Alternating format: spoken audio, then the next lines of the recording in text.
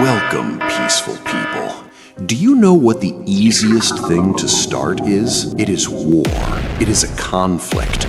On the other side, do you know what the rarest thing to find is? It isn't gold or diamonds. It is peace. Today, through this story, we are going to take a deep look at the true impact of a war. And we will try to find the answer to a very important question. In a world of fire and blood, is the winner truly a winner? Let's start. Deep inside an ancient forest, where sunlight filtered gently through tall trees, two powerful animal clans lived side by side. On one side of the river lived the deer, proud, strong, guardians of the northern meadow. On the other side lived the zebras, fearless, united, protectors of the southern woods. Between them stood a narrow clearing filled with wild berries and a small water stream. It was not large, it was not magical, it was just a simple patch of land. But during a dry season, when water became scarce and food grew thin, both sides claimed it. "It belongs to us," said the deer. "It has always been ours," replied the zebras. Voices grew louder, hooves struck the ground. At first it was only words, then pride entered. Old friendships faded, young animals were taught to hate. Suspicion replaced trust. One morning the forest trembled. The two sides charged, dust rose into the air, cries echoed between the trees, branches snapped. Birds fled their nests. By sunset, the clearing was silent, but not peaceful. The grass was stained, the stream was muddied, families were broken, and the berries crushed beneath lifeless bodies. Days passed. The deer tried to guard the land. The zebras tried to defend it. But something had changed. The clearing no longer fed them. It smelled of loss. It reminded them of who was missing.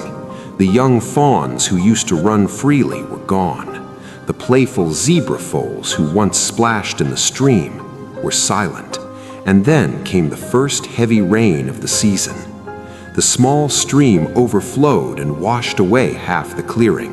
The berries drowned. The soil turned to mud. All that fighting for a patch of land that nature erased in a single night. The leaders of both clans stood at the edge of the ruined ground. No one spoke.